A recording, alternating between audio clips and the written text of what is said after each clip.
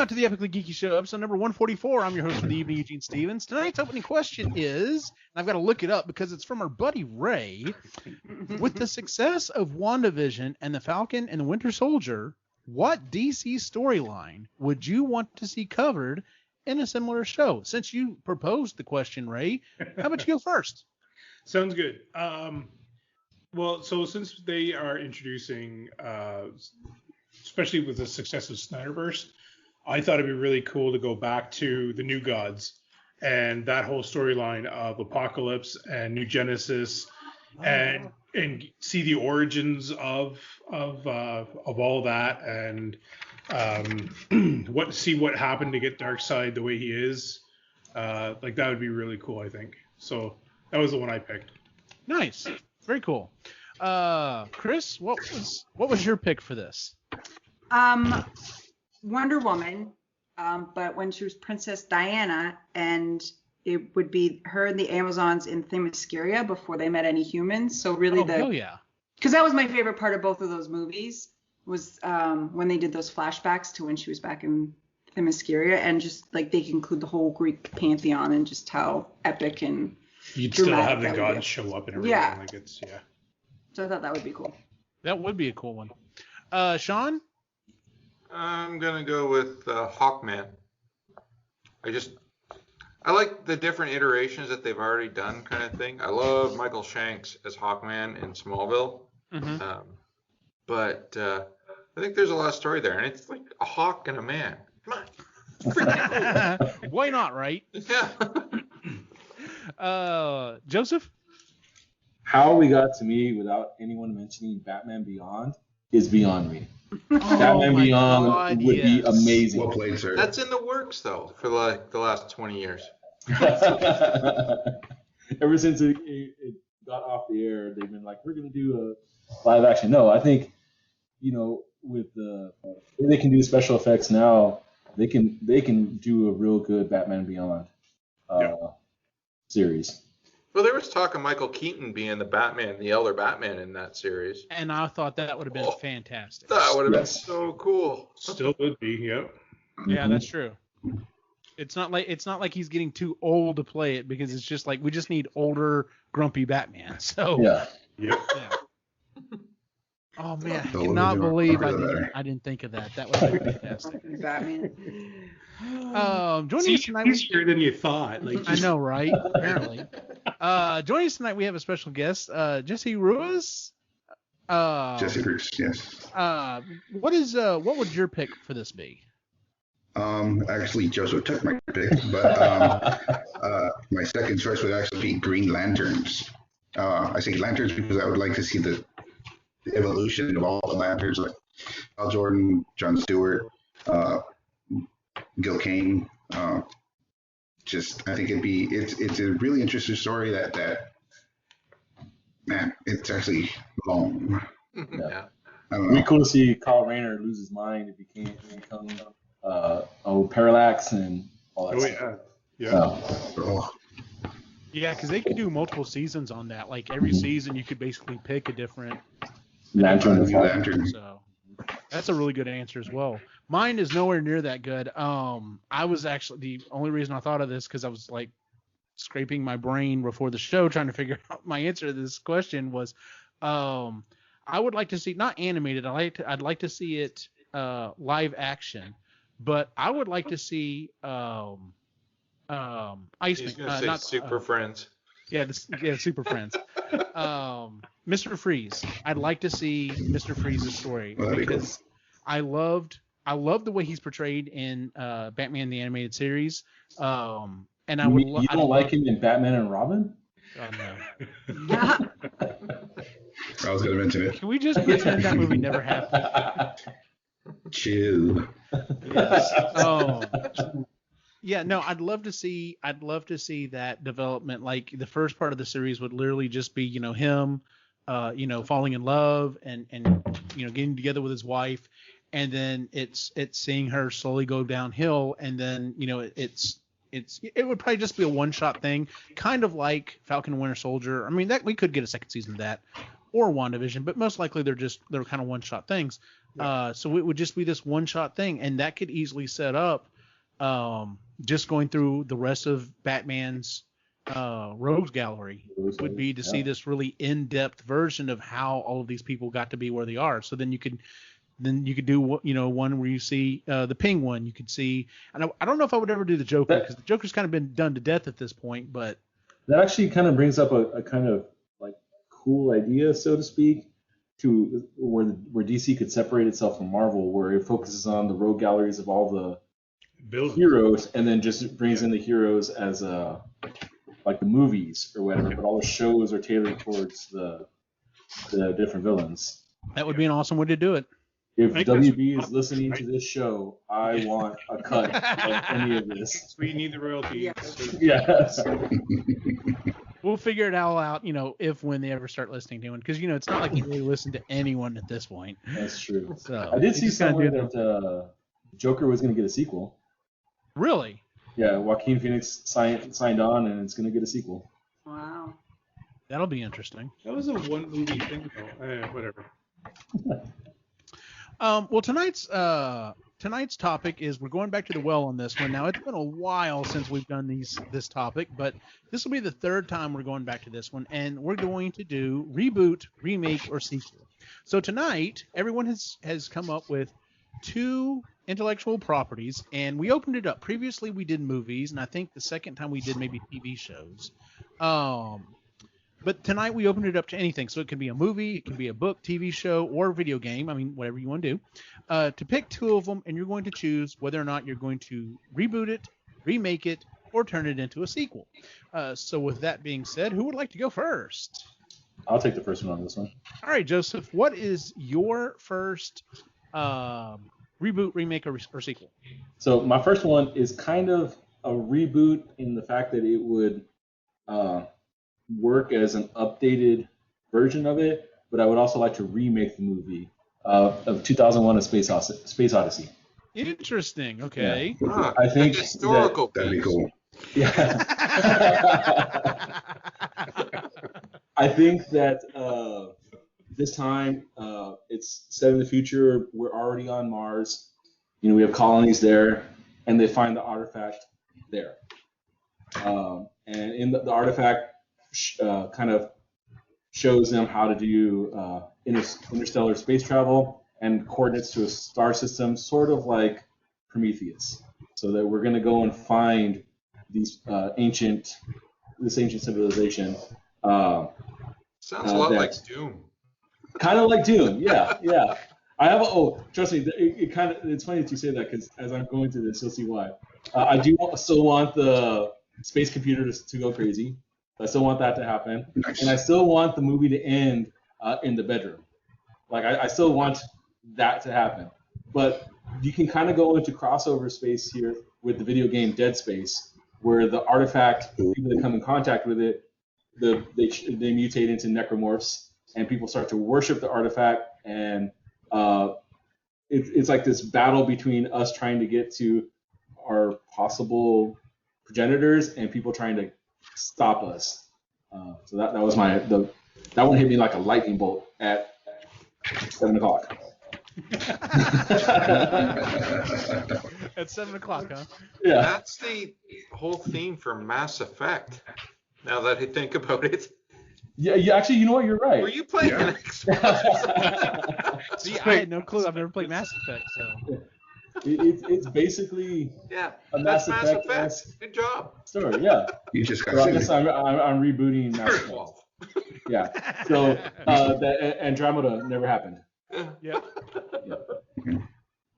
I was gonna say I was following you along with Dead Space because I don't know if I ever played the second, the sequels, but man, that first one was so good. That game was good. Yeah, that's one of those games that it's very clearly you can see what my play style is, because when I beat that game, I had so much built up inventory weapon wise, it was ridiculous. And because I was afraid I was going to run out of stuff, weapons, so I would almost always use the main gun unless I got to like a boss or whatever. So I think I made it like 10 times harder than it was, because you could go back through and re-get some of the achievements, and you start off with all the weapons you'd accumulated. So I just like loaded up the bigger weapons, and anytime anything jumped out, I was just killing everything, one-shotting him. And I was just like, why was I jumping at this game? And so this is not hard.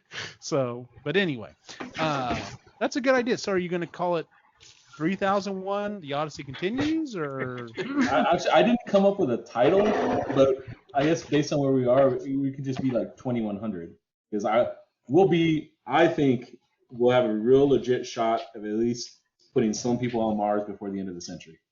I hope so. As fast as things are going now, I said that'd be a good shot. So yeah, it also depends on the Lord of Mars, Elon. Yeah, what he decides. Just so that I can keep it on track here on my screen, Ray, what's your first one? Well, I'm gonna go with one of my favorite movies.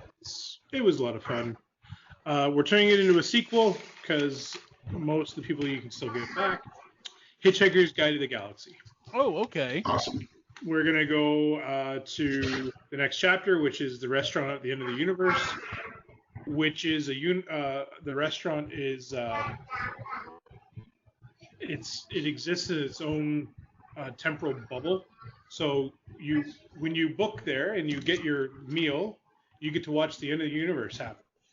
And then just have your meal, watch the end of the universe, and then you go back in your time portal and you go back to your time. And I think that alone would be a great scene. Just Arthur like, oh my God, watching the whole thing like blow up and like, and then no, it's all cool. Look, we're resetting it. It's fine. I don't know why I acted so surprised when you were describing that, because now that I think back to the Hitchhiker's Guide, it's like, no, this is pretty mundane. Like, it's not. Don't panic. Yes. Exactly. So yeah, I love the characters in that show. There's so much more to the stories, right? This is the movie did such a different job to the books. Mm-hmm. and to the audio series, right? That you could pull from anything and make your own stories again and rehash it and kind of make it. So majority of people are still out there. I think it'd be fun, kind of recast them, get them back in it, and not even mention the Alan Rickman. I know, but I was gonna say you're gonna have to recast him, Marvin, but I know. Yeah. But the only thing that I'll say there is Mark gets lost at the beginning of the book, and when they end up with him again, he's 10 billion years older. So you could just say, yeah, I sound a little different because my voice box has been replaced or something along those lines, right? So that way you can pay homage to Alan Rickman, but it's still... Yeah. Let me ask you this. Would you be okay, because it's not like a physical it's not like we're actually seeing Alan Rickman on screen.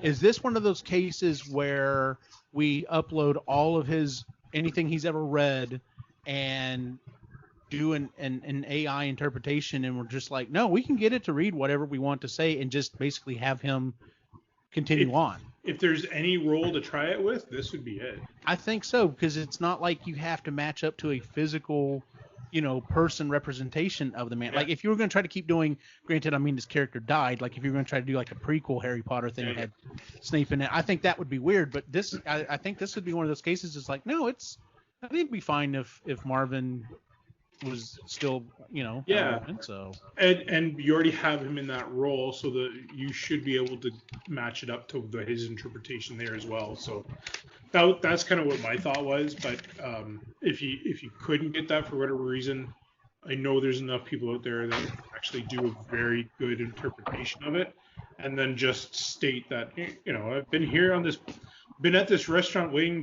for you guys for 10 billion years. Of course I've changed. Yeah. Right?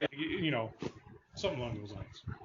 I think enough time has passed that, maybe a remake rather than a sequel, and set yourself up for the full suite of books might be all right. Because I love the movie. I know it got panned, but I thought it was great. But it might be better off just to maybe make a remake, not a reboot, because you're doing it off of a book series.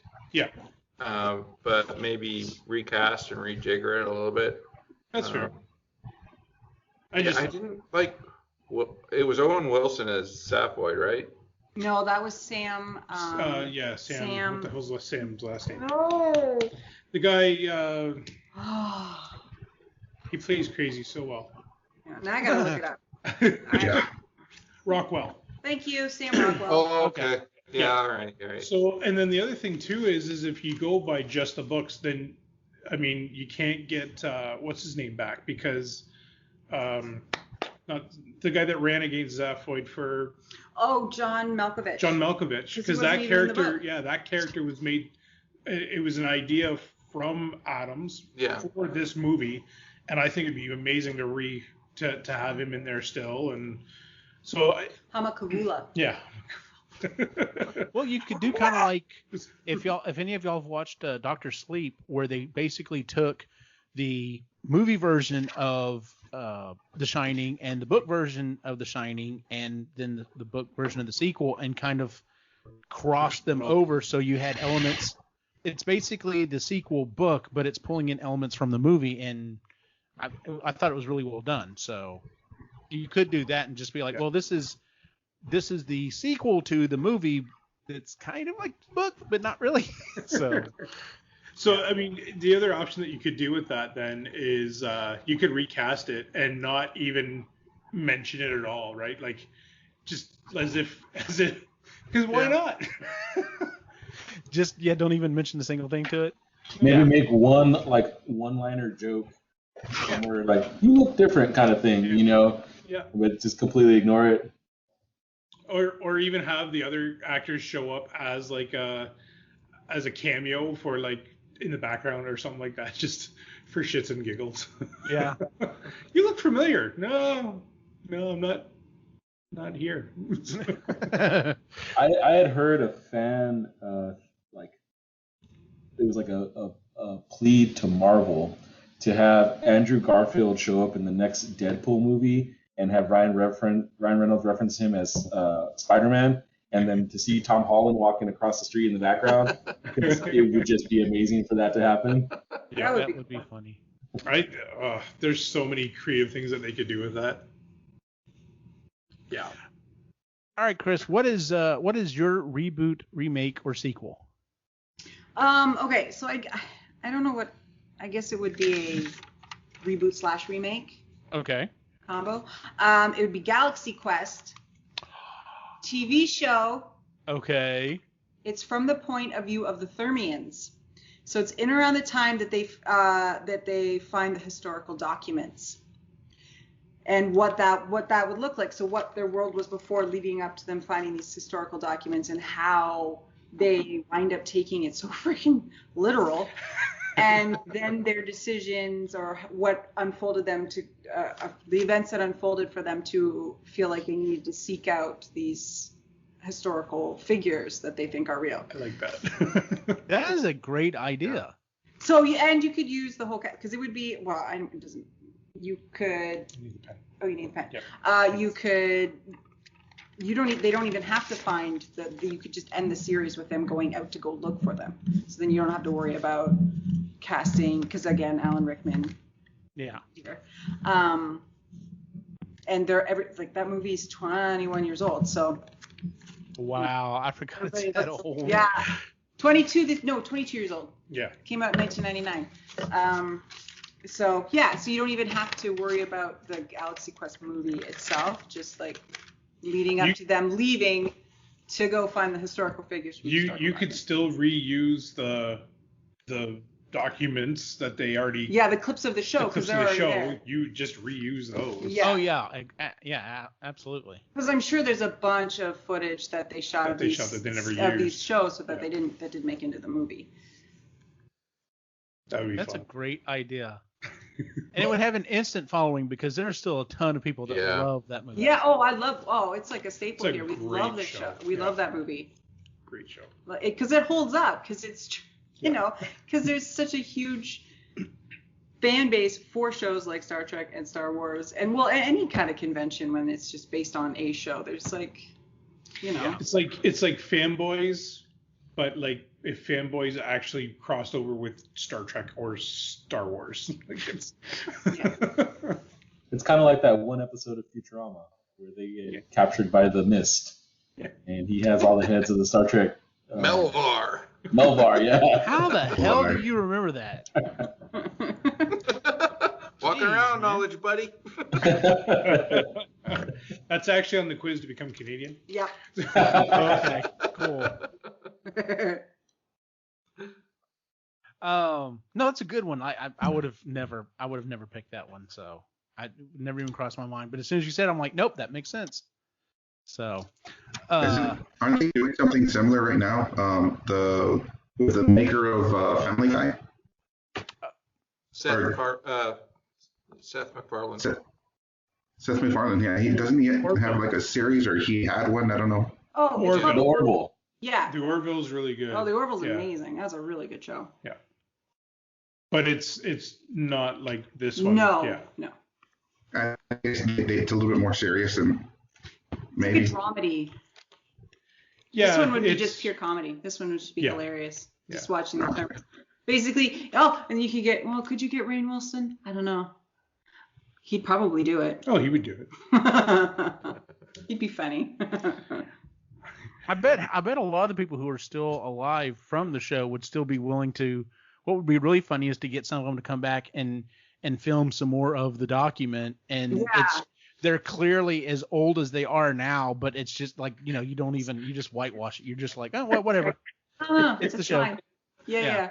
Because Sam Rockwell's also in. He plays Guy, and then Alan Rickman plays the other the Shakespearean actor who was just horrified he was ever in that show. It was just kind of like a hit to was it William Shatner or see, and that's Patrick Stewart too, because they were both Shakespearean actors. Yeah. That's the hard part though, is that you have Alan Rickman in that. So I know, and he was so good. I know. Sean, what is your reboot, remake, or sequel? All right, I'm going all in on this one. I want to reboot the entire DC extended universe. I mean, movies, TV shows, everything. Stop production of everything you're doing. Jesus.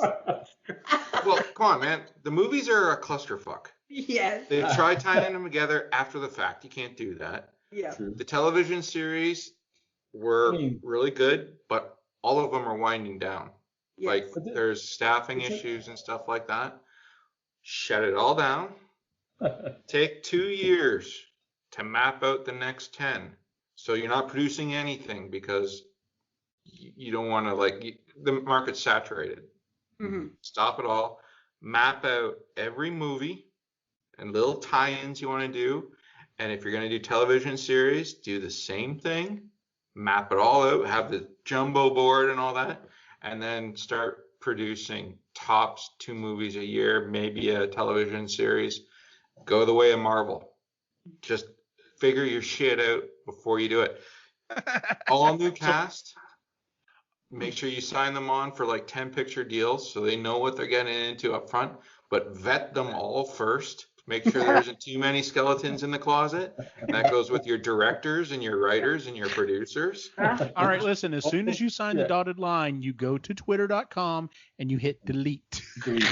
Just delete it all. Sean, who's your Batman? And I'm not saying that there's been good DC movies and stuff like that, but trying to tie some of this crap together, it hurts. You can't do it.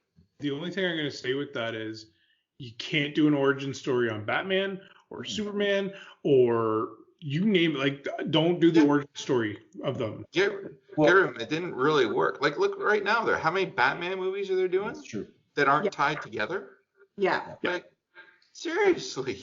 No. So who would you cast as wipe the the slate clean. Who would you cast as the big 3? Unknowns. No major actors or actresses.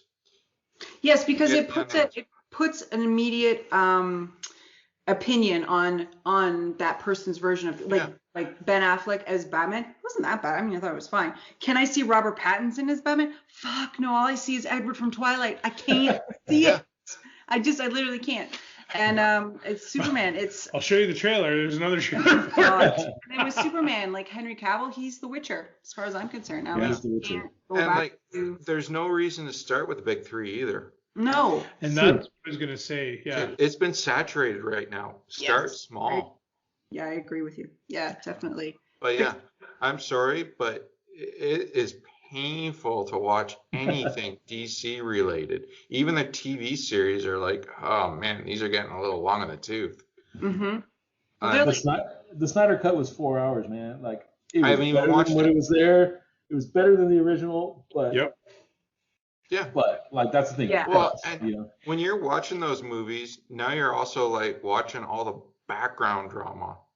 That you're not enjoying the movie when you're like thinking about, oh well, this guy sexually abused this person on set, and this one peed in this guy's lemonade. Like, dude, no, there's too much. Yeah. So there's too much behind the scenes crap. Yeah. And it's taken away from the movies. Yeah, I agree. So, and the television series, like all of them, like the Legends of Tomorrow just had a whole bunch of controversy. You got The Flash, you got 2 actors that are basically bailing on the show. I haven't even bothered reading. I'm just reading headlines now. I used to keep up with it, but there's just too much. And I know it's the studio's problem too, because like WB, they're like out to lunch. They don't want to talk. They don't listen to fans. Mm-hmm. No. And granted, I'm not a big fan, so maybe they shouldn't listen to me. I mean, I know they attempted to do something like a multiverse kind of thing because Ezra Miller's Flash appeared on the Flash TV show. Yeah. Like in a little 30-second clip, or they tried. Right around when he was strangling that girl. Yes. See? Yeah. Yeah. There's seriously, there's just too much baggage. Yes. They're trying to bring in all these big names to think that it's going to save them, but they're not talking to each other or anything like that. This is their version of trying to repeat the Marvel success, and they're like, no, sorry, you have to build your ground from the ground up. You have to start fresh and think it all through before you do anything. Look at the Aquaman movie. It retconned a whole bunch of stuff that happened in the Justice League movie. It made no sense. Yep. Okay. Actually, speaking of the Aquaman, that was the one thing that when I said I wanted to reboot everything, because damn, Jason Momoa was really good as Aquaman. I'm sorry. I enjoyed that. No, he's got to go too. But I enjoyed the switch that they did with him, right? I enjoyed that different look of Aquaman and all that. So that was all good.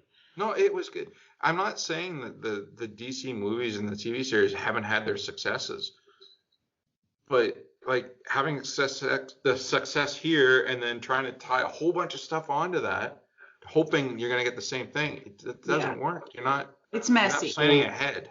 No, it's messy. So very messy. My next version, I'll tell you how they can start.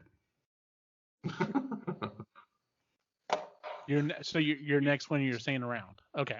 I was just thinking the whole time I've been thinking about what you said about not hiring big actors.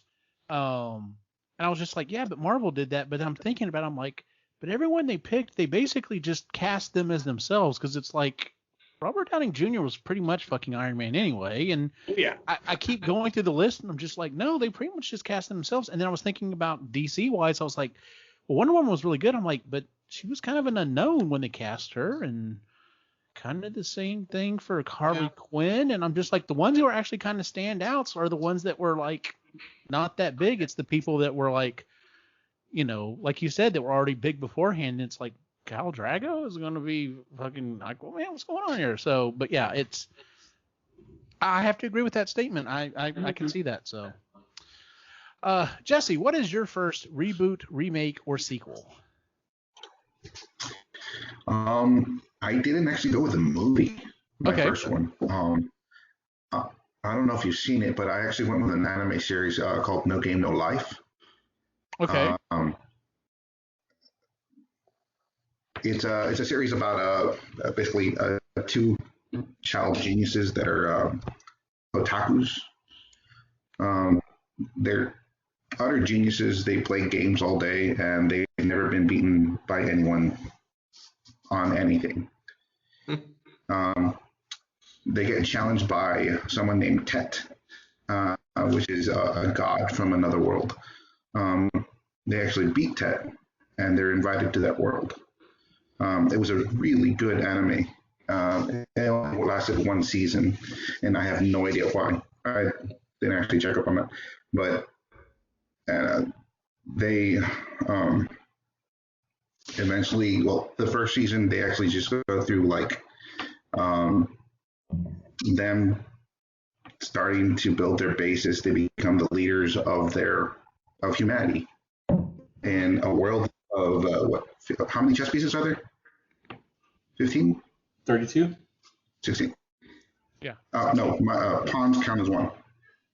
Okay. Oh, okay. So yeah, then for each chess piece, there's a race, and they become the leaders of their own race. But I just thought it was an amazing anime, and it was really bright, really colorful, and I was just kind of, it kind of sucks that they never made anything out of it. I'm not too sure what happened with production, but it's kind of a lot. Is it newer, older, or? Ooh, not that old. The anime itself. It's a few years. To me, 2017 it's or like, something like that? Yeah, to me, it's like Game Theory, the anime, because they play so many games. The way they strategize to do things, it's one of those things where twists and turns all over the place because they plan like 10 moves ahead of whatever their opponents are doing. Beyond that, everything in that world is decided by a game. So if somebody's going to rob you, they have to challenge you to a game. And if they beat you, they get whatever they want. You beat them, you get whatever you agreed to. There is no violence. There is no nothing like that. It's just everything settled by a game. And it was a really good anime. Okay, that changes everything. If everything has to go through that, I can see why it would be so important. Yeah. It's a real good anime for people to watch that aren't really sure about animes, but they like gaming and board games and stuff like that. It's a good anime for that. But it's only like 10 episodes. Yeah. That's what you're saying. It's 10 episodes, and at the very last episode, they actually reveal the real premise of the story is that they want to challenge God. So to challenge God, you have to basically conquer all the other races, but in a way where they're all playing with you, not like subjugated by you. And then that gives you the ability, the right to challenge God, to challenge Tet. There's actually a prequel to it, which is No Game, No Life Zero. That one is a really good movie. But it's before Tet, and there's a lot of violence. At least compared to this one. It's super good. You gotta try it out, or you gotta check it out. Yeah. I definitely recommend it as well. Okay, so you've seen it. Yeah. I did all 10 episodes in 3 hours or however long it takes. They're only like 20 minutes long. I started one and then I was like, oh crap, I really like this. And then 3 hours later, all 10 episodes, I was done with the season. I was like, what happened? It's your normal anime. You're still gonna get like what is it called? Not fanfare. Fan service.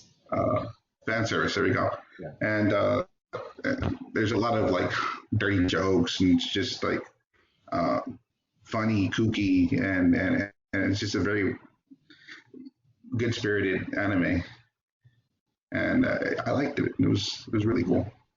Good deal. Yeah, I may have to check it out sometime. I'll add it to my long and growing list of shame.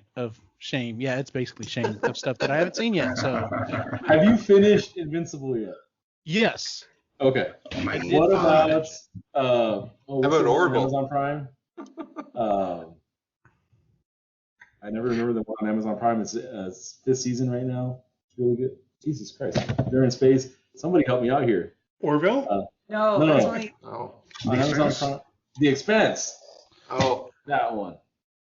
Yes. Hang your head in shame. The problem is there's so many different shows that are like an hour long, and I'm just like, okay, I can maybe do an hour. The problem is, it was like once I do this one, I'm going to want to keep going. So Yeah. But yeah, it's completely understand that. Yeah. So my first one, both of these things when they came to me, I was just like totally like, duh, why didn't I pick this the first two go throughs? The first one is probably the only TV show that I have watched, except for like old style TV that was in syndication over and over and over again. It's one of the few TV series that I can put on in the background while I'm doing other things, and then dip in, watch it, dip out, keep doing what I'm doing. And that is the IT Crowd. Yeah. And they actually tried to remake this for American television. Yuck. They got the guy who plays Moss to reprise his role, but oh God, what is his name that was on Community? And used to host The Soup. McHale. Joe McHale. Joe McHale. They had him playing, the other role, and I was just like, no, I just don't. No. He wasn't cocky like that. No. Boy was not cocky like that. No, you need a. He's got like McHale's got like this natural sort of swagger to him. It's kind of like cool. No. Chris O'Dowd is not cool. He does not. No. Cool. So Dad, if you're listening, we apologize. He knows it. That's his type. That's what he plays. So I was like, podcast and nobody and would, fit like, right in, like, and nobody just totally blend in. Yeah. There, that fix that. That was so I was like, well, I don't want to remake it. I guess technically not really reboot it either. So I'm like, I'm just gonna go straight up sequel. And I was just like, because everyone's still around, and I'm just like, how would I go about doing this? So I thought about it and thought about it, and I was like, well, I don't want to do the same thing over again.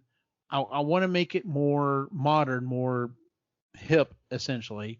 So what I came up with is Rental Industries went bankrupt, of course, because number one, no one knows what they made, and no one they put three idiots in charge of the company. Yes, things got better, but come on, the company was going to go under. So it's set in modern time. Moss is the star of a podcast empire based on board game. And Roy runs the camera. He plays, games from time to time, but he also handles the website, and Dan has to deal with the technical issues. And I want him having to call the internet provider and them telling him, have you turned it off and on again, just to have him explode. Jen's going to be the producer. She's going to be the one who's always trying to get hip guests and these big time guests to come on the show to help, build up its cachet, and just, and that's going to be the funny thing is some of these people, they have no idea who it is. So like if they get someone who's like even slightly geeky, so like, if they got Benedict Cumberbatch, of course they'd be freaking the fuck out because they're like, oh my God, it's Doctor Strange. We got Doctor Strange on the show or whatever. And then you can have funny interactions between them, just trying to, being so starstruck or whatever. But then I was like, what if they got like some really top notch like athletes on there, and they're just like, I have no idea who you are. Like, why are you even here? I think that would be hilarious. Richmond is going to run the servers. So occasionally he'll come out and there'll be something going on there. And I have absolutely fallen in love with Matt Berry, to the point that Cy introduced me to a series you can watch. It's only 6 episodes. You can watch it for free on YouTube, but it's like the second thing he's ever done. And it's called Dark Place. And it is it's so horribly bad. It's awesome, but he's in it. But the other thing is on Netflix, BBC4 has done a series, and I think it's only like 5 seasons. There's only like 26 episodes total, and it's called Toast of London. And I'm currently watching that on Netflix. And Christy's just like, will come and watch it, and she's just like, what are you watching? This is the driest thing I've ever watched. I'm like, yes, and it's hilarious. It's just classic British humor. But of course Douglas has to come back on. And I figure he'd be an investor and, is constantly trying to, do that management type role, kind of like, like he, did on the original show. But yeah, I freaking adore the IT Crowd. And it was only like, I think it was like 26 episodes, and yeah, it was about 4 seasons. It's 4 seasons. And that's the thing with British. I watch nothing but British comedies, but yeah, they tend to be only 6 episodes a season. And I'm okay with that. Like if we wanted to do 2 seasons of 12 episodes or 4 seasons of 6, however many, like we're going to have few episodes, but we're going to make sure every single one of them's got gold in it. So yeah, I'd be completely down for that. So if they, if it were up to me and I could get these people back, now some of them have kind of gone on to some bigger stuff, but I think being able to reprise the roles that in some cases kind of really shot their career off, I think they would enjoy that, because it seems like a lot of people in Hollywood are doing that now. They're like, you know what, I'd like to go back and redo that role pick up that role from that character that really launched my career. So can you see that cast working in an Apple store? Oh my god, that would be freaking hilarious. I thought about that too. Yes. Hey, did you watch Disenchantment? Yes. Oh yeah, because Matt Berry, he's the yes, pig he's the voice of the pig in it. Yes. Like I said, it's just listening to him talk and his mannerisms are so funny. But do you know if he does anything on Audible? I never thought to check that. I would listen to him. He would be great. He would be great at that. I'm this close to going back and rewatching What We Do in the Shadows, the TV series, because God, it is so funny. You guys keep talking about that. Like, I've only seen the movie. I haven't found it anywhere in here. I'm not buying another subscription service, but oh, I understand. It's not on Canadian Hulu. There's no Hulu in Canada. Well, it's Stars, Disney Stars. Yeah, it's not. Is it? It's not on Disney Stars though, is it? I don't think so. I haven't checked. I'll double check. I'll double check right now. Well, there you go. Ooh. Yes, if you can get a hold of watching What We Do in the Shadows, the TV series, oh my God, it just keeps getting better. I did love the movie. The movie was good, and I know you've talked about the series before, and I wanted to watch it. I just haven't found it yet. Did you see Laszlo as a guest on the podcast? Yes. That crossover there. Trying to explain it. Uh-huh. I still think Lainey dressing up, me and Lainey cosplaying would be awesome. I know me being Guillermo is like what it has to be, but that would just be amazing. Yes, that would be. Dude, just me with the glasses and the suit. My hair is long enough now. You know what? You're absolutely right. You could do it. I could do it. That'd be awesome. I could do it. All right, Joseph, what's your second reboot, remake, or sequel? So I actually chose another movie, and this would be a sequel, but a sequel set, years in the future. So I want to do a sequel to the Conan movies with Old Man Arnold as a king of his thing. But I want an Old Man Arnold, Yeah. The thing would be one of the followers of I don't remember the sorcerer's name from the first one, is James Earl Jones. Resurrects him, and then he goes and brings the god to life from the second movie, and they're attacking that kingdom. So that girl that becomes the queen reaches out to Conan to save their kingdom, and he brings back the thief and the magician, and then two other characters from other franchises, Red Sonja and Dar the Beastmaster. Hell yes. And they all come together to defeat this super crazy villain. I think that would just to hear Old Man Arnold this time. I don't think he would have a sword. I can picture him with this giant double-bladed battle axe, and just going after things. I think that'd be freaking cool. That would be awesome. And Dar's two little ferrets would be old ferrets at this point, and they're giving commands to the younger ferrets, and Arnold would probably do it too. Yeah, he would. Yeah. He definitely would. What made you decide on Conan? Conan is one of my. I want to watch a terrible movie. It's at the top of my list, kind of thing. Gotcha. And then for whatever reason, whenever I just need a really good laugh, I can just picture that one scene in the second movie where he's facing off the royal guard and he's just holding the sword there, and then you just hear whoosh, whoosh every time he moves the sword, and I was like, that's what makes me laugh all the time. because only Arnold could cut the air. Exactly. Yes, it's like a helicopter blade. Yes. That's awesome. Ray, what's your second reboot, remake, or sequel? All right, so I've got the answer that Sean's looking for. All right, what you got for us? So I'm with Sean. Cut all ties and everything into DCU right now. It's all dead. Okay. Stop it all. And then the first movie you're gonna reboot is Constantine. And you're gonna go back to the original stuff, and you're gonna have like Luke Evans is who I thought maybe would be a good Constantine. Plays a little darker role, that type of thing. You mean you don't like Keanu?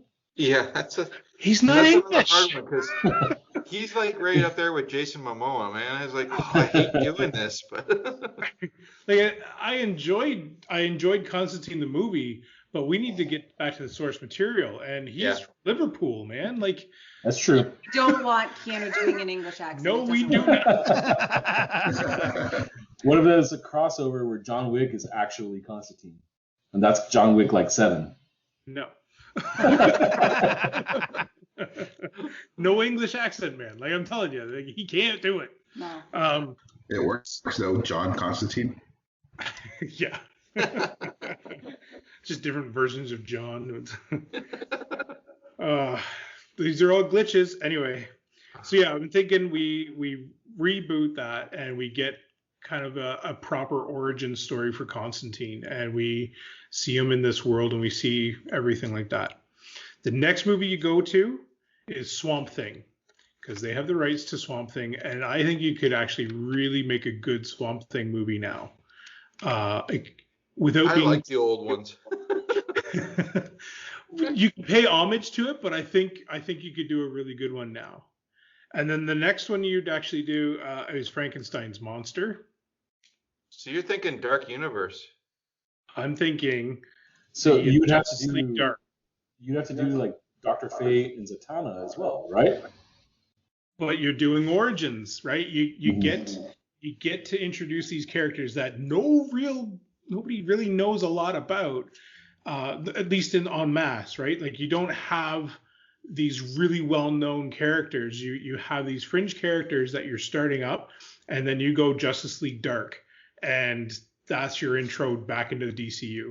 And I think if you do it right and you get these unknown characters, Frankenstein's monster throwing a sword around, killing monsters, like that's awesome, right? So I don't know. I think if you do that and you don't focus on your major superheroes from DC, I think you could actually reboot that universe. That's probably a good idea, because it is so saturated right now that if you stayed away from the major ones for like a decade, yeah, and just and then introduce a character that you could actually flip the latest dark story where all like Superman and all of them were turned by Darkseid, and like they were all bad, and it was the dark or Justice League Dark that came in to save the day. You could actually flip the script and have these new superheroes, right, in 10 years save this one. So I don't know. I think if you're gonna it'd be a good way to introduce Apocalypse also. Yeah, it'd be great. Not Apocalypse, Darkseid. Well, Apocalypse the planet. Yeah, Darkseid. Darkseid. Yeah. So that's actually what I was starting to think of is my show that I started, right? With you start with that show, kind of introduce that, and then you get into Constantine and you get into all that. Like I think it could be a really fun way of rebooting the DCU, and do it with unknowns and do it with unknown characters as well. And you're going to introduce a whole universe that people can actually get behind. Because so you're going to make reference to everyone else? It's just not even a reference. See, you may want to just drop a couple in there if you're going to tie them on later on. It's kind of like what Marvel did. Like Batman? It could have like a newspaper article in the background or something like that. You can do hints like that, but I wouldn't have those superheroes actually be a part of this universe at all. Like I think they're, like you guys have said, like there is so oversaturated with these main ones, right? How many Batman are there now? Like it's 5 different Batman and maybe 6 now. Like it's George Clooney shouldn't have existed as Batman, but he knows that though. He knows that. He knows. Only Adam West. Anyways.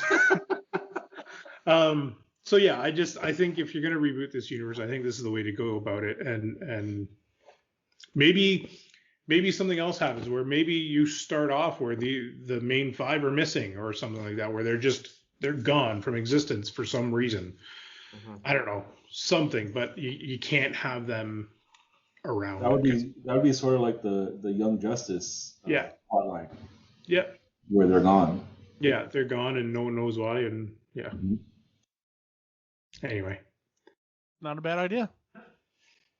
So, Chris, what's your second reboot, remake, or sequel? So, as we all know, I'm a massive Potterhead. And is this the story you stole from me? Yes, this is the story. Really gave me a nugget of an idea, and then I kind of went with it. So, it's the Wizarding World. It's present day. So, the Battle of Hogwarts has happened. Voldemort's been gone for 20 plus years, all that stuff. And you make it kind of like a Office, Parks and Rec style fourth wall show, but you do it about the shopkeepers of Diagon Alley and just the commonplace comings and goings of just regular life of what post Voldemort world is like. And you don't include the big 3. They're there or they're mentioned, but that's not who the story centers around. It's the shopkeepers of Diagon Alley, and it's just each store owner I thought about this as a TV show, could have his own episode or season. It's behind the scenes stuff. It's just daily goings on with clients and customers and employees and how regular life, how that all works out. Parks and Rec and The Office are some of my favorite television shows because it's just regular life, but it's somehow still fascinating, and they're wizards. you could have them like talk shit about the big 3, like, oh my god, exactly. Here she comes again, like, god damn it. Hermione's, the Minister of Magic. Yeah. Not everybody's gonna know agree it with all, her. thinks she knows it all. Gotta celebrate Harry Potter Day. All these obnoxious Harry Potter followers are coming in again. And they're gonna break shit or whatever, and then that would be hilarious. You have like their kids come in. Their kids would be like teenagers at this point, and you can have a Muggle sneaking in. Yeah. Finding it like, I'm not supposed to be here. But Oh yeah, so it's just stuff like that, and it being like a regular, but like now times, and it not being focused on, because we were talking about that in the car about this episode and what we would do, and there's all these different reboots coming out, like Game of Thrones, Lord of the Rings prequels coming out, and then there was talk of that Harry Potter one. I was like, don't remake Harry Potter, just no, put that aside. That stays where it is. But the Wizarding World is huge, and you could do something as simple as just talking to the dude that owns Ollivanders, or Flourish and Blotts, or somebody who's really keen and wants to open up their own store or whatever. So can we have a store that's selling like modern day normal stuff? That would be fantastic. Artifacts. Yes. Artifacts. Yep.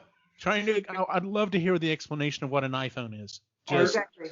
Arthur opens it up for with who survived? Fred? George survives, right? So George and Arthur open up.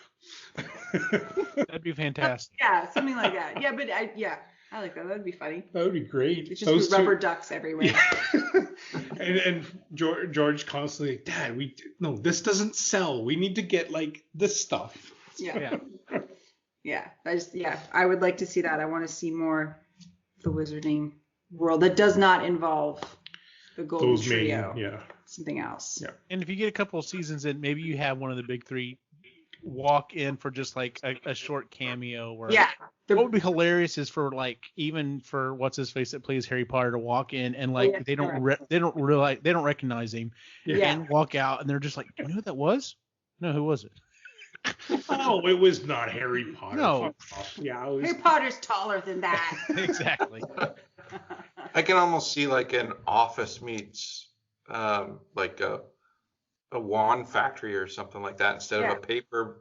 Yeah, that'd be good or too. a wand factory, something like that. Yeah. And then you could have storylines of getting the like special ingredients for the wands or something like that if you have to leave the office. How they actually get the dragon heartstrings and like the unicorn hairs. They would like hide out in a forest under like this blind trying to get the unicorn hair. Two wizard hunters hunting these beasts. Yeah, exactly. Yeah. Somebody You'd have Dwight as a wizard hunting down unicorns. All of a sudden I flashed back to that episode of the previous show where Jay was talking about being so skilled hunting deer with the piano wire, and I'm thinking of like they're out there trying to get these anyway. So what? Oh yeah. You don't remember that? I wasn't there. You may not have been on that one. That was anyway. I was just like, what? I would have remembered that if Jay would have busted out that nugget. Holy crap. So anyway, no, yes, I like that idea. I like your idea though of it being lots of different shop owners because at the end of the day, when they're like, because you know how, well, if you've ever worked in a shop or whatever, especially like on a strip mall or whatever, because I mean it's kind of that way. You know, they talk with each other. They do. It's like a little community. Right? Yeah. They know each other and stuff. Did this goober come in, was asking you for this or whatever? Like, yeah. Yeah. Can you believe this year's crop going to Hogwarts? Like, God, we're scraping the bottom of the barrel. Like, I can hear a person in the wand shop is like, that fucker's gonna kill himself.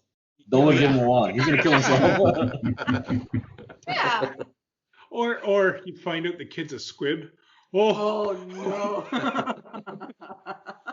It's literally, no, I think that wand looks really good on you. I think that's going to work out well for you. And then it's the cut to, looking at the camera. They're going to kill themselves. I love it. Can we make this happen? Let's make that happen. All right. Sean, what's your second remake, reboot, or sequel? I had a hard time with this because it was a toss-up between two. So I went with the sequel to The X-Files. Oh, okay. Yes. So... And X-Files, they kind of tried it a couple times before. So they had Mulder and Scully, the skeptic and the believer. And it took way too long for Scully to become a believer, seeing too much stuff. But the dynamic really worked. But then they tried repeating it exactly, not once, but twice. Yeah. With Reyes and Doggett. And then again in the 10th season with Kid Miller and Liz Einstein. Freaking names, like, really? But it was the exact same thing. You had like the person that really wants to believe in the hardcore skeptic, and that worked with Mulder and Scully. But I think they should sequel it, so take place today, and have two kind of like semi-skeptics or almost buffoons in the FBI that get transferred to the X-Files as punishment. They're not like super smart or anything like that. They just get there for punishment, and they find Mulder and Scully's buried files. And so they get new files, but they can also, you can relate back to old cases and stuff like that. Because all the mythos and lore is there. It's gold. You can bring that in whenever you want to, or you can create new stuff. But that dynamic has been done to death, so change it up a little bit. Hell, even doing a comedy series would be freaking awesome with X-Files. So can I add a little twist in here, because I think it'd be amazing. So you do the X-Files, but you get Miller and Murphy from Magic 2.0 investigating it. Yeah, that. And that it's just what's his name? What? The old guy. Oh. Jimmy. It's Jimmy fucking with them. It's Jimmy fucking with them. He's writing code to make it look like all this weird shit's happening, and he's just laughing in the background. Yeah. See, I was gonna ask. I think a comedy series a sequel off the X-Files would probably work really, really well, and you can dive into like serious stuff too, because that's what the core of the X-Files was. Yeah. But you can probably lighten the tone a little bit, but you got to stay away from that dynamic that Mulder and Scully made famous. But it was them. They tried it again a couple times. It just didn't work. they've kind of resolved. Well, they left it on a cliffhanger. I haven't watched the final season because after the 10th season, I really liked the standalone episodes. I thought they were superb, but the bigger storyline episodes I wasn't as keen on. And apparently, the final season they left it on a cliffhanger, and Gillian Anderson walked. So, but apparently she told them, Chris Carter, hey, I'm done after this season, but no one listened to her. So Chris Carter planned on a season 12, but didn't have his main cast. So it's ended on a cliffhanger, probably not going to be redone. So you might be able to resolve some of that stuff in it. But if they could they get assigned to Mulder's office or something like that, and they throw a baseball and a ceiling tile falls out, and you find a whole bunch of Mulder's old files and stuff like that, and they start going through that. That'd be awesome. Yeah. So X-Files has been kind of dead long enough that you could probably do that. Draw on a little bit, maybe bring Mitch Pileggi back in as Skinner or something like that, and but there's so many old cases that it would be kind of cool if they went back and saw or something like that. But yeah, X-Files. I'd love to see that again. So are you thinking, I mean, I'm sure you're probably thinking still doing it live action, but you're kind of going a little bit of the route of Star Trek Lower Decks? Maybe. No, I would definitely do it live action again. Now you said that is a pretty good idea, but I want to stick with the live action. There's enough, the creature effects and stuff like that have come so long. The tech has come so long that there's enough out there for new real stories that I don't think you'd have to rely on the fantasticals. Even the cartoon would be kind of cool. Maybe they get zapped into a cartoon for an episode. But, like in Supernatural. Chicken. In Supernatural, they get put them into a computer game at one point, so why not? That's what everything I was going to say was Murphy, man. That's the dynamic you could have would be instead of the skeptic and the believer, it's oh no, I'm the factual person and all this shit is real. Don't question me. And then the other one's just nah, whatever. They're you have instead of having the one person who wants to believe and the skeptic, you have no, this is hard. I have factual information right here that a fucking UFO landed. Why are you doubting this shit? That might be an interesting way to go about it. A good dynamic would be almost like Sherlock. With Sherlock and Dr. Watson. Yeah, that would be a good one. Because they have everyone else thinks Sherlock's crazy. Yeah. But then Watson's nah, this is freaking amazing. He did it, kind of thing. And that, because when they're constantly like this, clashing, it's oh my God, get over it already. No matter how much proof you're getting, you're still being a bitch. Come on. Now, eventually she does turn over. Hey, and I love Gillian Anderson. She's amazing. But that writing for around season 3 or something like that, she was still no, I can't believe, and she's holding her cross and kind of thinking come on. You've seen a lot of crazy shit here. You gotta kind of take a leap here. I kind of like your initial idea though of it being maybe 2 bumbling idiots that because seeing them go through and be just literally bumbling their way through it. They're out in this truck in the middle of a field and they're just don't see anything. No. Or they're they could be talking to each other and all that, and then a monster or a ghost floats by them behind them that they never see. Yeah, exactly. Yeah. All right, well this place is dead. Let's go. Yeah, exactly. Oh my God. They'll get awards and stuff like that for solving stuff that they don't actually solve. I don't know. It's like Inspector Gadget and Penny. Yeah. She did all the work. Yeah. I kind of like that dynamic actually. The one's really super confident and doesn't know what the fuck he's doing, and the other one's just doing all the real work. That wouldn't be bad either. There's a lot of dynamics that could work for this show. Just don't fall back on the traditional one. Yeah. Chris just gave me a great idea. He gets Samuel Jackson and The Rock to play their roles from the other guys. That would be amazing. That's awesome. And at least one episode, they have to jump off a building. Oh God. That'd be so good.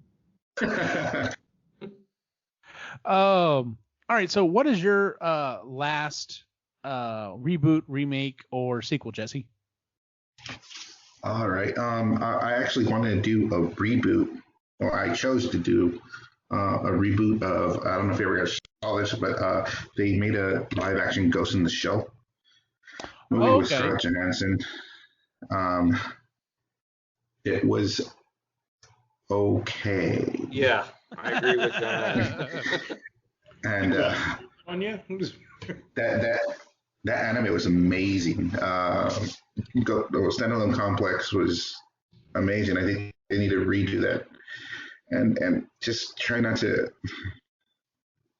whitewash it and dumb it down. Because everything they do, they just dumb it down so bad.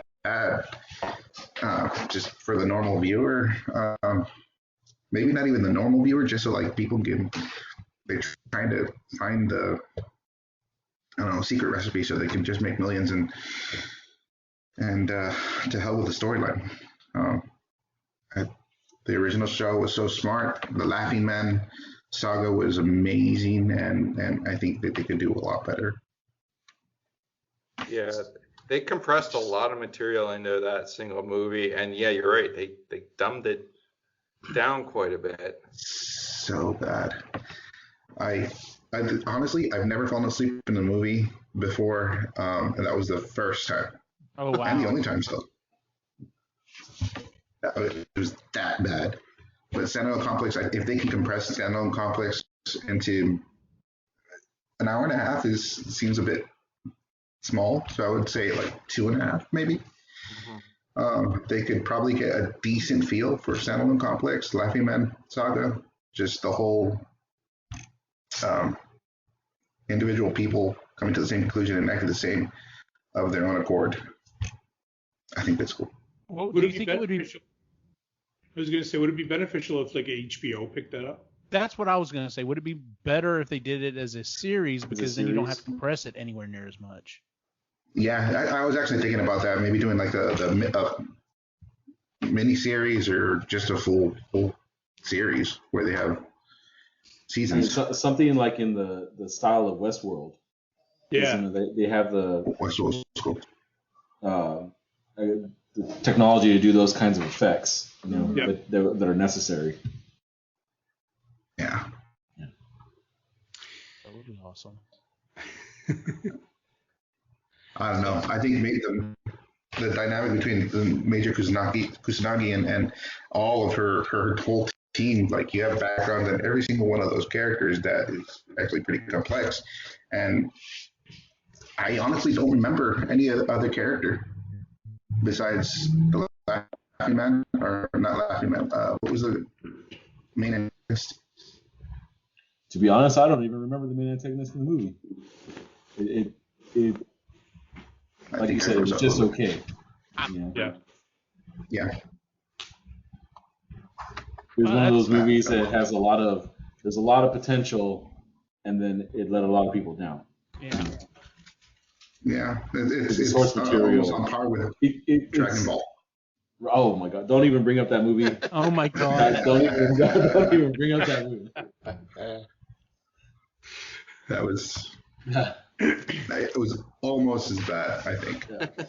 Dragon Ball was pretty bad though. Wow, that was saying a lot, because that movie was horrible. They tried, I suppose, but I think they can do so much more with that. Yeah. No, yeah, they probably could. Of course, being the internet being what it is, as soon as the internet gets a whiff of, oh hey, we're gonna try this again, people are just gonna go no. Kind of like how I feel about. I'm interested to see what Netflix is planning on doing with Avatar: The Last Airbender, but after the movie, I'm just like, oh. You got to be like prequel to that. You got to go so far and just focus on. You have to go to the first Airbender. That's right. and then work your way to the last. That's right. And see, what's funny is Nicholas, like, somehow or another it came up in a search. And he's like, they made a movie. I'm like, no, they did not. I'm like, are you sure? No, we are not watching this. I'm like, I will watch the other Jaws movies with you first before I watch this. Like, yeah. My last one is once again something else. It's just like, duh, why did this not cross my brain beforehand? And I was trying to figure out what I wanted to do with it, and I was like, nope, I think it's time. I've heard rumor that they were working on this, but that's been a year or so ago, and of course with COVID, who the hell knows? But I think it's time. I think it could work, and I've become that person that, as long as I have the original to fall back on, if they want to remake something and it doesn't pan out, fine, whatever. Go back. I'll tell people, yeah, it was all right. Go watch the original. It was much better. And I don't know if everyone on here has seen this movie yet. It is one of those movies that when I hear a person has not seen it, I'm immediately like, stop everything you're doing right now and go watch it. And that is Clue. I adore. Amazing. Okay, so I'd like to remake this movie. Now you are going to very quickly see where I'm going with this, with the casting. I am not normally I'm horrible at casting, but it's one of these things. I'm just like, in order to, number one, I think the people I'm casting on this, they've all worked with each other before. So it's kind of like, oh yeah, I'd sign on for this because I get to hang out with so-and-so again. And I think would be part of the fun. But I was inspired specifically by Knives Out because of some of the casting for it. I'm just like, I would have never seen this person as that role. And they just ate up the screen the entire minute they were on there. And I'm just like, I want to give everyone on this, in this a chance to do it. So, of course, the movie starts off, driving up to the large house, and we have the butler, Wadsworth, who, I mean, God, how do you replace Tim Curry in that role? And I'm just like, if anyone can do it, let's RDJ give it a shot, because he's just gonna eat it up every single moment. He would overplay it so well. And of course, one of the first people he meets, he walks in and he meets the maid, and she's very busty and has an accent, and it's kind of hard to understand some of the time. So, of course, Yvette has to be played by Sofia Vergara. I mean, that's absolutely a must. And then as we start filling out the rest of our group as they start coming in, I wanted to see Miss White, played by Zoe Saldana, Mrs. Peacock, played by Elizabeth Olsen, Professor Plum, Chris Evans, Mr. Green, Chris Pratt, Colonel Mustard, Chris Hemsworth, Miss Scarlett Johansson, and of course we have to have Mr. Body come in because he's the one who's supposedly killed and is bringing everyone together, and that's got to be Jon Favreau, because the other real influence I had on this that really kind of kicked this off was Knives Out, and was Chef, because there were some huge, like, some of these people were in that movie as well, and it's just like, how did you? Oh, that's right, you're all friends. Never mind. But I'm just like, yes, I just want to see them get in there and chew up the scenery every single time, every single moment, and just hit these comedic things, because some of them I can see them trying to play the straight lace, and when they don't normally do that, and then some of them aren't really known for the comedy, and I'm just like, nope, time to get out of your comfort zone and let's see what you can do. You've got a great cast to work with. So now the original one had 3 separate endings. One of the endings was with Miss Peacock was the killer. One of the endings, Miss Scarlett was the killer. So this is going to take a lot of work, because I want endings for every single person. And I want to do this. I'm thinking this is, Netflix has been throwing a lot of money into some of this stuff. And this literally could be one of those things. You can either choose 1 through, say, 10, or you can literally say, surprise me, and just let the movie go. Yeah. Because honestly, you may only have to change some subtle little things as you're going through, and that would actually make it almost infinitely rewatchable, because you could go back and go, oh, well, that was different because that person did this, and the other one they did this. So I wonder what that's going to make different this time. Mm-hmm. Like I said, I adore this movie, and if it completely flops, if they do remake this movie and it completely flops, I don't care, because I've always got the original to go back to, and I love this movie. So you could almost I was just thinking with Chris, you could replace one of the Chris's with Mark Ruffalo. I think that'd actually be. Oh my God, that might even be better. Yes. In fact, so some of the people that I didn't cast were like the cop, the singing telegram, the motorist, the cook. You could literally you could just literally pick other people in the MCU or are closely related and just start pulling them in there. So or Mark Ruffalo is all of them. Like he just keeps coming up with a different character. It's just him in a wig. Oh my! That might even be better.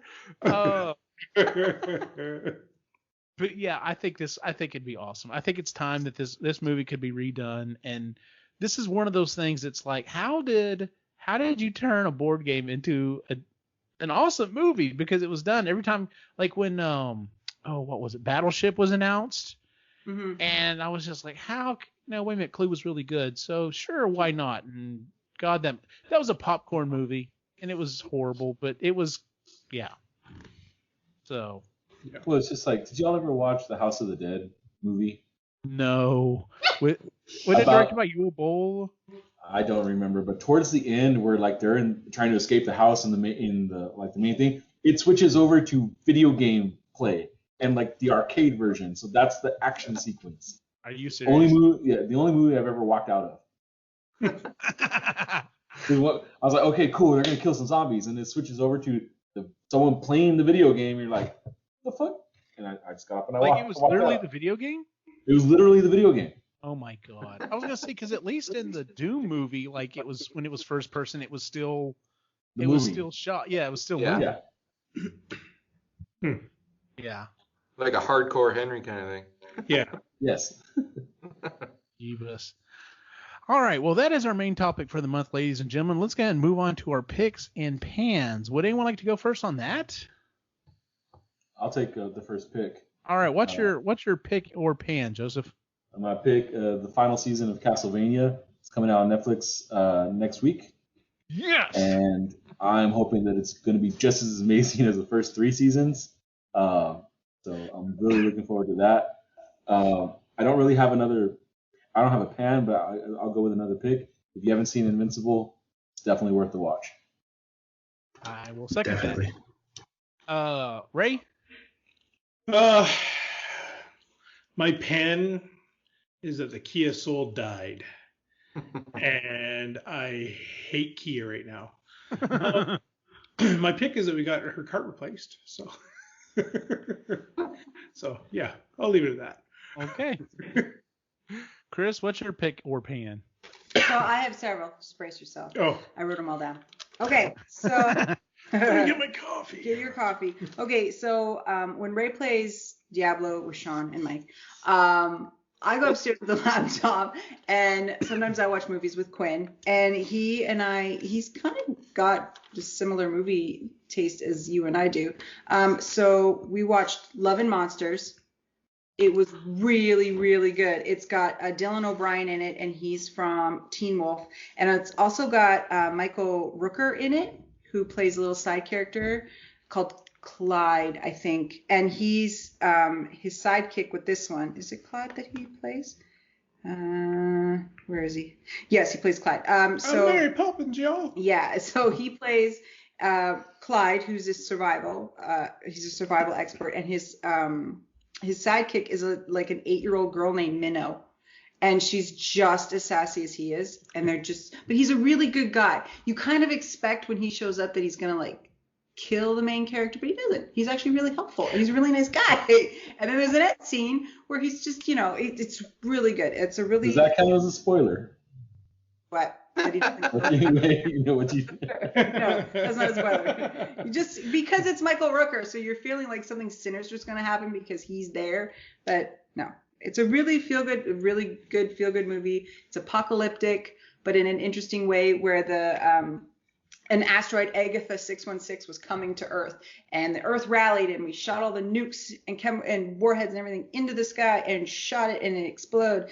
But all of the weaponry that we used and all the chemicals rained down on Earth, and all of the cold-blooded invertebrates mutated and started eating all the humans, and 99.9% of the population died within 7 years. So it's 7 years later.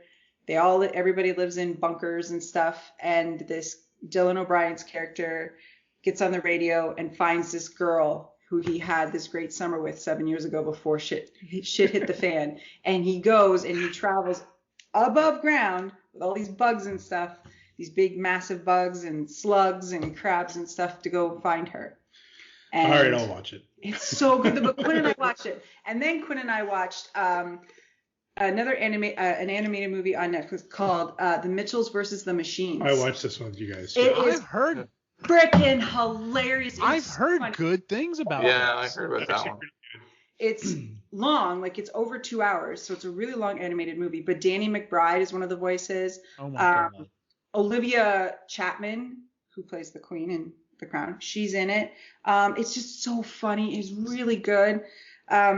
There's a couple of things that don't age, that I'm sure won't age as well. It's very now. So go ahead and watch it now and enjoy it.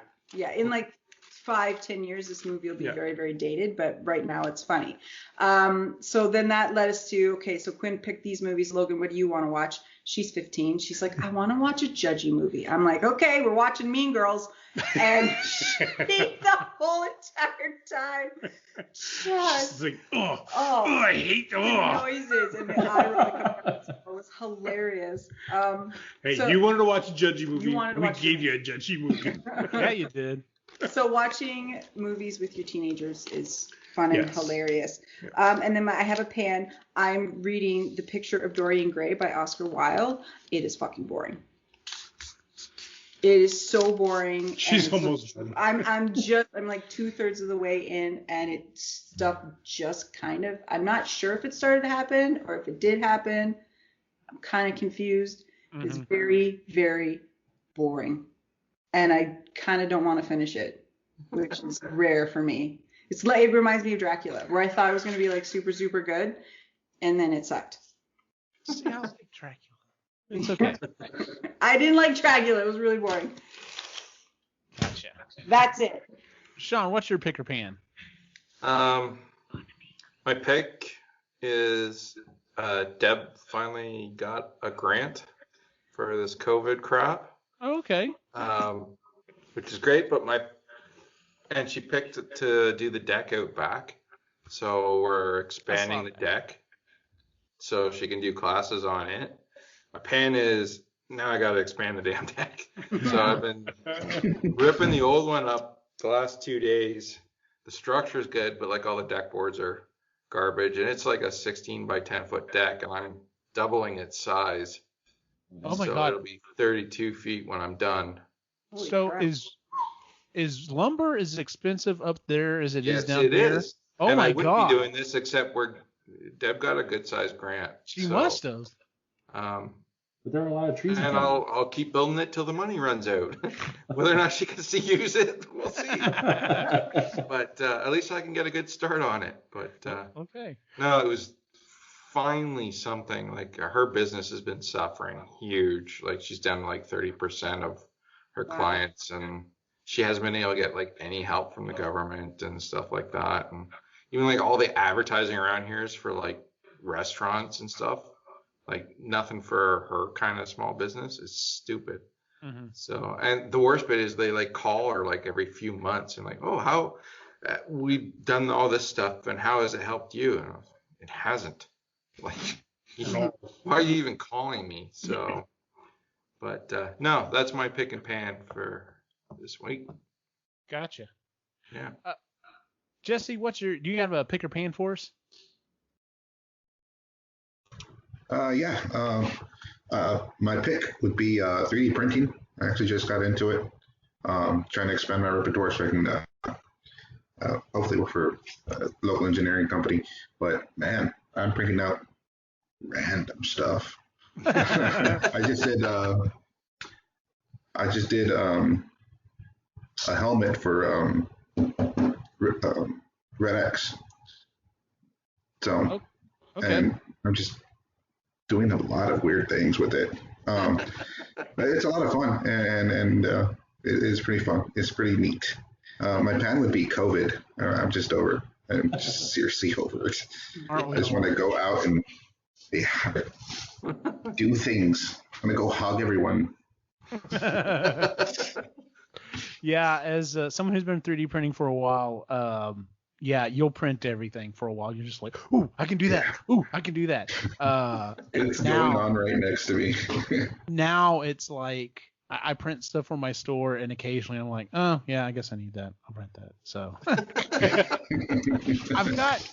I'm working on projects, and I'm trying not to have too much stuff just printed and sitting around. Like I've got this baby Yoda that's sitting here that's been printed, and he's gray, and he's ready, like he's primed, he's ready to be painted, and I just haven't gotten around to it. And I was just like, if I keep doing this, because my list of things to print on Thingiverse is insane. So I feel you on that one. So. I have Paw Patrol's right next to me. Yeah. My picks, I've got two of them, to echo Joseph's, Invincible on Amazon. Wow. Like you kind of have an idea what's going on, and then at the end of the first episode, you're like, oh, okay, so this happened. And then the rest of the series, you're trying to figure out, what's happened. You're trying to figure out why. And it's really interesting. It's funny because I was listening to some people who do reviews of the show like week by week, and like that second or I think it was like the third to last episode, the one that were on the college campus, everyone just hated. They're just like, God, why did we have to go through all this crap? And then one of the guys went back and watched the entire series and was like, oh no, it makes sense. It definitely leads up to some other stuff that was important. So it's, but yeah, if you haven't watched Invincible on Amazon, it's like The Boys, but without the sex. So it's exactly what I would have said. Yeah, it's but I mean it's animated, but yeah, it's gory and bloody and it's fantastic. My other pick, and I already mentioned this as well, is Toast of London. It's on Netflix. It's only 3 or 4 seasons long. I think it's a total of like 26 episodes. If you do not enjoy super dry British humor, you're not going to care for this at all. But oh my God, it's got some funny stuff. And it is classic type British humor where they will repeat the same thing over and over to make sure this is what we're setting up. And then they will either give you the delivery or just completely subvert it. And you're just like, oh, it's so funny. But the fact that it's so Matt in the show, Matt Berry is a actor, and he's constantly looking for work. His only constant work is this play that he's in that gets picketed every single night because apparently it's just absolutely horrible. But we don't know why. Like the pickets literally say racist, sexist, it just, so you're not like, well, then what is it about that is so bad? Because obviously it's pissing everyone off. Apparently you never find out. It's just the running joke that he's in this really horrible play because that's how people know him. They're like, oh yeah, I'm Stephen Toast. They're like, you're the bloke in that really horrible play, and then he just immediately goes off on something else. But yeah, it's really funny. So if you get a chance, and then just one more thing, kind of like Chris was saying, this week I tried something new with my boys, and we started watching Ant-Man. That was the next movie in the MCU that we hadn't watched yet. And we've been watching it in 20-minute increments, and we did that for about 3 nights.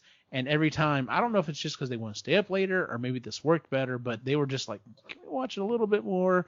It may also just be that Ant-Man kind of spoke to them. So last night, we actually, while we were sitting down eating pizza, we actually finished the movie. So, but yeah, that's that. So it's definitely fun sitting down and watching some of these movies with them. And I think that may be kind of one of the things we start doing.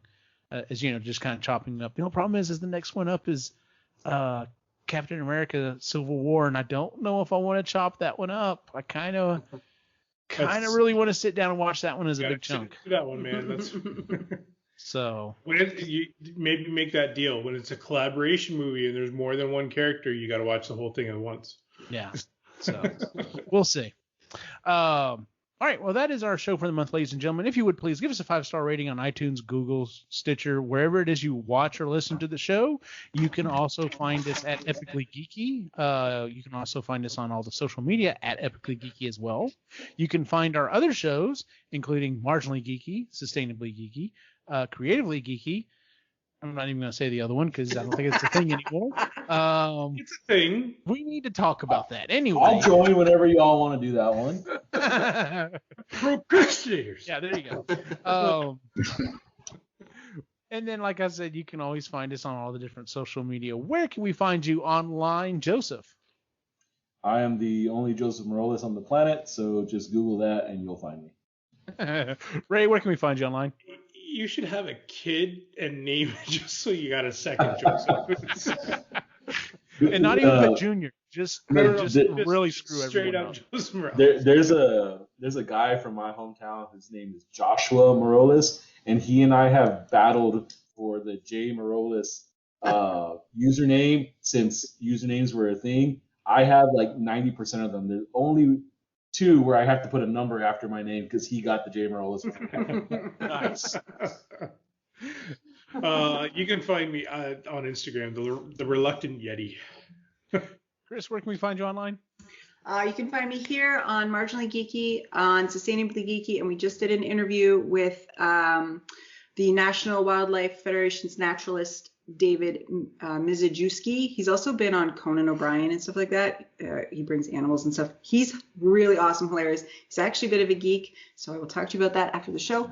And on Creatively Geeky and on Instagram at Rose and Hummingbird. Sean, where can we find you online? Usually screwing with Wikipedia. Also, your favorite broken toy on Instagram and the handsome guy on Facebook. Gotcha. All right. Jesse, can we find you online anywhere?